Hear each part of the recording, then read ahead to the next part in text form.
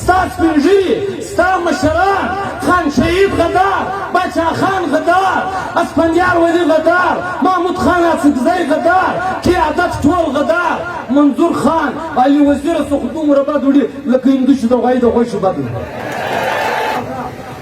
عزیزانو د ټولو د مخه زه د ځان لخوا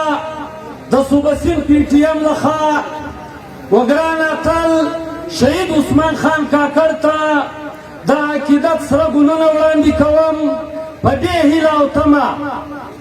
چې د ګران شهید عثمان لالا د ژبې په حواله د قام په حواله د خپلې خاورې په حواله د لر او بر افغانانو په حواله کم نیمګړي ارمانونه پاته سو الله پاک دې وموږ پښتنو ځوانانو ته دا همت راکړي چې د ګران لالا هغه نیمګړي ارمانونه پوره کړو عزیزانو شهید لالا هغه پوه انسان په سیاست باندې دومره عبور درلودی د وطن پر جغرافیه پر خپله خاوره چې ډېر کم انسانان د خپلې خاورې د وطن د جغرافیې په حواله دومره پوهه نه لري خو بیا ورسره د سیاست سره سات چې ډېر ګران کار دی د انسان دپاره یو منظم انسان جوړېدل که زه دا ووایم چې په لر او بر افغان وطن کې د شهید لالا غوندې یو منظمه یو په تنظیم پوه انسان ډېر کم میلاویږي دا به څه غلطه خبره نه وي شهید لالا چې کله به کراچي ته راغی چې د پښتونخوا ملي عوامي پارټۍ یا به یې صوبایي پروګرام و خصوصا یا به تنظیمي پروګرام و یو وخت یو ملګري د بل ملګري په باره کې په صوبایي میټینګ کې صرف دا خبره وکړه ولالا دا سړی دروغ وایي د په دې خبره باندې دومره بد یوړو ول د درواغو پر ځای د پښتو ټکی دی بل څه ټکی استعمال کا غلط بیاني وایه دروغ ډېر غلط لفظ دی دومره حساسه سړی دومره ملګرو ته نږدې سړی بیا وخت کم دی د جمعې ورځ ده شهید لالا چې د جمهوریت په حواله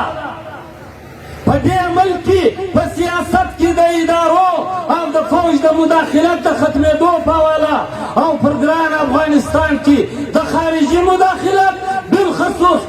پنجابک مداخلت بندولو په حواله څو سخت دریځ څو سخت قدم چې دا اخیستی وو دا د چا پټ نه دی خو د افسوس خبره یې وکړو شهید لالا چې د چا سره پر سټیج در اخري پورې ولاړ زما و اشاره و نورو خلکو ته چې دا د پونم په حواله د پي ډي ایم اتحاد په حواله د جمهوریت په انداز دوی چې پر سټیج د هغو سره په کم همت په کمه مړانه د عثمان لالا یا پښتونخوا ملي عوامي پارټۍ د دې اتحاد سره تر کومه حده ولاړه خو د افسوس خبره ده نن د هغو حکومت راغلی دی پښتونخوا ملي عوامي پارټۍ د شهید عثمان لالا په جنازه یوه خبره وکړه یوه غوښتنه یې وکړه د ریاسته او د حکومته چې زموږ دپاره په کار دی چې د شهید عثمان لالا دپاره جوډیشل کمیشن هغه هم د قاضي فایز عیسی په مشرۍ کې جوړ سي دا افسوس خبره دا ده دا جماعتونه چې د ده سره پر سټیج ولاړ دا ګردو د دې خبرې تایید کړی دي نن د هغو جماعتو حکومتونه دي مګر د دې خبرې له ګوته هم نه وړي نظر هم نه وړي څنګه به یې ور وړي نیسي وړی دا دومره مجبوره پارلیمنټ دومره مجبوره جمهوریت دی په افسوس سره وایو په ډېر افسوس سره وایو دومره مجبوره پارلیمنټ دومره مجبوره جمهوریت چې علي وزیر 19 میاشتې د کراچي په سنټرل جیل کې په غیر آئیني په غیر قانوني اف آی آرو کې دی 19 میاشتې کېږي ناست دی وایي بله ورځ یې اف آی آر پسې راوړی دی چې په ډیفنس کې د یو پښتانه په کور کې چای کړي د شرم خبره ده علي وزیر د خپل یو پښتانه په کور کې چای کوي هغه غداره دی مګر ستا انټیلیجنس ادارې ستا پاک فوج د انډیا پایلټ نشي چې پر پاکستان یې بمباري کوله په هغه پایلټ بیا دی اجامت هم ورکوي بیا دی چای هم پکوي او په عزت یې بادر له رخصتوي نو موږ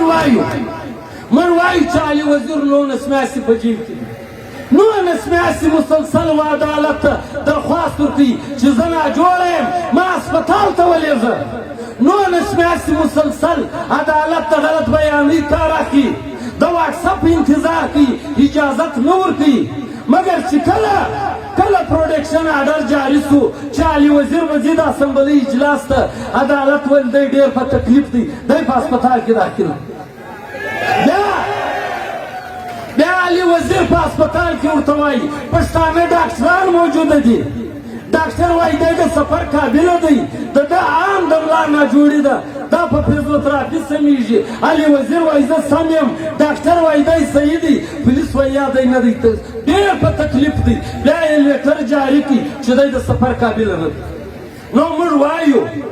دا پارلیمنت دا جمهوریت و ما پښتانه کام ته به د شهید عثمان خان قاتلان څنګه په لاس راکړي چې دا پارلیمنت دا جمهوري خلک خپل جاري سوی پروډکشن آرډر باندې عمل نشي کولی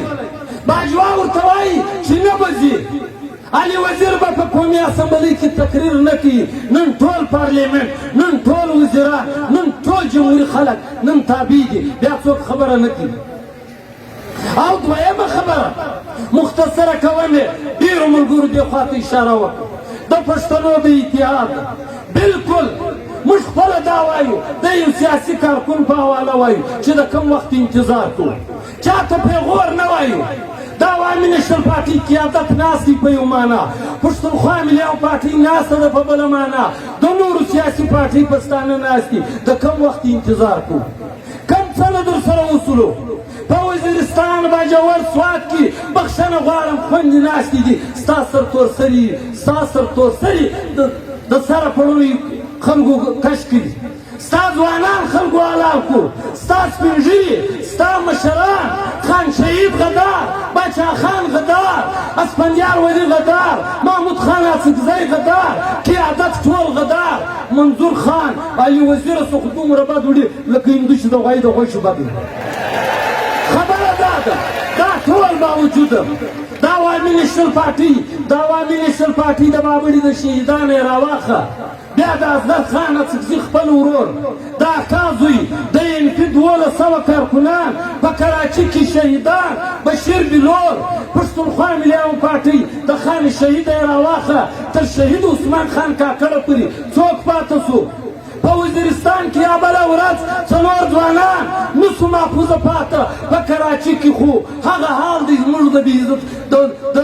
د ریاست ادارو د خوا د پولیس د خوا چې دا سهار لمر راوخیږي بیا تر رقم اخیستنه تر 12 بجو پورې د پښتانو تذلیل د پښتانو بېعزتۍ شروع دي چې تر څو دی بېدېږي دا ګرد حالات موږ وینو او هره سیاسي پارټۍ هر څوک هغه چې په سټیج ودرېږي وقام ته د اتحاد د اتفاق خبره کوي په ډېره بخښنه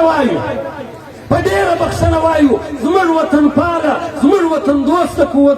ګوندونه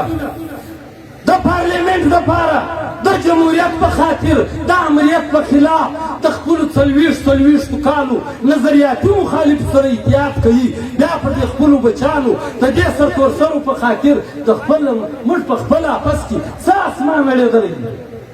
خواست کوو افضل خان اڅکزی دې دا کار په مخه واخلي پښتونخوا ملي پارټۍ خوشحال خان کاکړ دې دا کار په مخه واخلي PTM په ډېر ذمهواره سټیج باندې وایو PTM به دی در سره ځي بیا د بیا لکه زوی چې د پلاره سره ځي عزیزانو وخت کم دی ډېر خواست درته کوو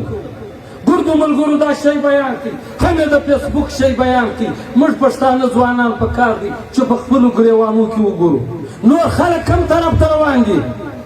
نور خلک سیاست کم طرف ته کوي موږ د کم طرف ته اخیستي دي یو د بل بې عزتۍ اویا کاله موږ یو د بله کالي وکښو اویا کاله یو د بل سپکاوی موږ وکړي نتیجه یې وګوره نتیجه نن هم دا ده نتیجه هم نن دا ده نن ستا د شهیدانو اف آی آر څوک نه کاټي و تا ته جوډیشل کمیشن څوک نه در جوړوي ستا قیدیان علي وزیر په شنه زور یې در سکشنولی دي ریاست د ریاستي ادارو و ټول پښتانه کام ته کلم کلا چیلنج جوړ کړی دي چې دا دی در سکشنولی مې دي چې په تا کې زور ستا غور دا زما او ستا لپاره د پیغور خبره ده علي وزیر صرف د پی ټي ایم په سر نه دی ناست علي وزیر د بل ګوند په سر نه دی ناست علي وزیر د کام په سر ناست دی د کام د سرتورسرو په خاطر ناست دی دغه یې ویس ابدال دغه یې حنیف پښتین دغه یې بل نور زموږ ملګري که چا د سرو قرباني ورکړې ده دا یې کام په خاطر ورکړې ده نو موږ له پکار دا دی موږ ځوانان موږ سیاسي کارکنان پکار دی چې په خپلو ګوندو کې په خپلو مشرانو پسې بلکل خواست ورته وکړو چې عزیزه د خدای روی درته نستو قرآن درته نستو راسئ پکار دی چې بالا کښېنو بله یوه لار نسته بله یوه لار نسته د علي وزیر بار بار خبره دا کوو چې د علي وزیر کیس دا ټیم ډېر هایلایټ دی ډېر زیاتوب روان دی ډېر جبر روان دی پکار دی چې علي وزیر د ده خاندان هغه شهیدان دا د عثمان خان کورنۍ د ده شهادت نور زموږ د باچا خان کور د خان شهید کور نور زموږ چې کوم شهیدان دي د وړانګې لوڼۍ ارمان لوڼي بچان دا کونډې دا یتیمان د دې کام په انتظار ناست دي چې د دوی ما او تا ته سترګې دي چې دوی به زموږ د شهیدانو زموږ د قاتلانو چې چا قتل کړي دي زموږ ښایسته ځوانان د دې جواب به دوی راوړي کام کونډې رنډې ټول ستا په انتظار ناست دي پکار دی چې دننه څه بسم الله وکړو د شهید عثمان خان کاکړ دا لومړي ټرین په مناسبت دلته پکار دی چې هره پارټي هر ګوند دا قسم پښتو وکړو چې دننه بعد به موږ په کام کې د یووالي د اتفاق او د ورورولۍ خبره کوو نو عزیزانو